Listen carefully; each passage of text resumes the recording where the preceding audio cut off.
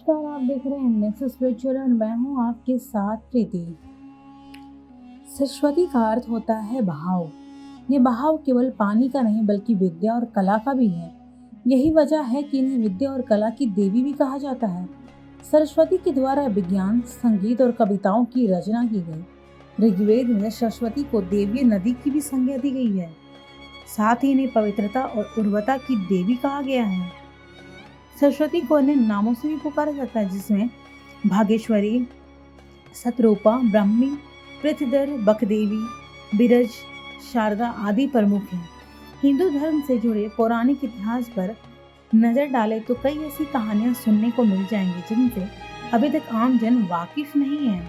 विस्तृत इतिहास होने की वजह से कुछ घटनाएं छूट जाती है तो कुछ नजरअंदाज कर दी जाती है। इन्हीं कहानियों में से एक है सृष्टि के रचयिता ब्रह्मा का अपनी ही बेटी के साथ विवाह करने का घटना।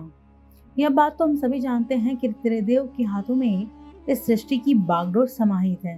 ब्रह्मा के पास सृष्टि की रचना का दायित्व है तो विष्णु के पास संरक्षण का। वहीं देवों के देव कहे जाने वाले महादेव शिव को विनाश का जिम्मा सौंपा गया है। इसी विनाश के बाद फिर से शुरू होता है सृजन का चक्र। ब्रह्मा का अपनी ही बेटी के साथ विवाह करने की इस घटना का उल्लेख सरस्वती पुराण में वर्णित है।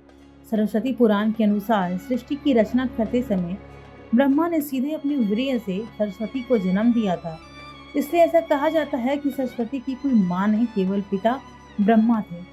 सरस्वती को विद्या की देवी कहा जाता है, लेकिन विद्या की यह देवी बेहद खूबसूरत और आकर्षक थी कि स्वयं ब्रह्मा भी सरस्वती के आकर्षण से खुद को बचाकर नहीं रख पाए और उन्होंने अपनी अर्धांगिनी बनाने पर विचार करने लगे।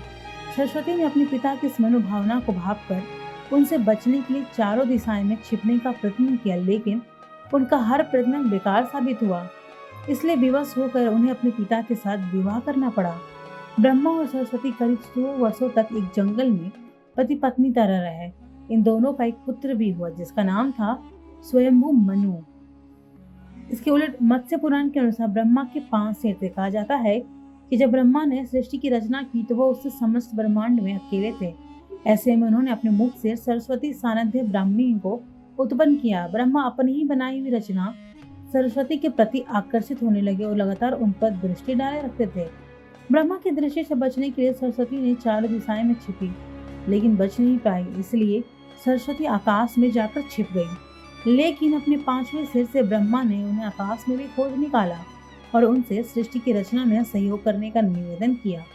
सरस्वती से विवाह करने के पश्चात सर्वप्रथम मनु का जन्म हुआ। ब्रह्मा और सरस्वती यह संतान मनु को पृथ्वी पर जन्म देने वाला पहला मानव कहा जाता है। इसके अलावा मनु को वेदों, सनातन धर्म और संस्कृत समेत समस्त भाषाओं का जनक भी कहा जाता है।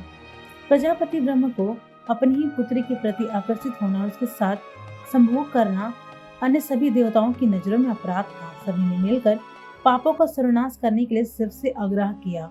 ब्रह्मा ने अपनी ही पुत्री के लिए यौनाक्षाएं रखी, जो कि एक बड़ा पाप है। ब्रह्मा को उनके किए का फल मिलना ही चाहिए था। क्रोध में आकर शिव जी ने उनके 5वें सिर को उनके धड़ से अलग कर दिया। शिव पुराण के अनुसार ब्रह्मा के सर्वप्रथम 5 सिर थे, लेकिन जब अपने 5वें मुख से उन्होंने सरस्वती, जो कि उनकी पुत्री, उनके साथ संभोग करने के लिए कहा तो क्रोधवश सरस्वती ने उनसे कहा कि तुम्हारा यह मुंह हमेशा अपवित्र बातें ही करता है, जिसकी वजह से आप भी विपरीत ही सोचते हैं। इसी घटना के बाद एक बार भगवान शिव अपनी अर्धांगिनी पार्वती को ढूंढते हुए ब्रह्मा के पास पहुंचे। 5वें सिर को छोड़ के अन्य सभी मुखों ने उनका अभिवादन किया, जबकि 5वें मुख ने अमंगल आवाजें निकालने शुरू कर दी। इसी कारणवश क्रोध में आकर शिव ने ब्रह्मा के 5वें सिर को उनके धड़ से अलग कर दिया।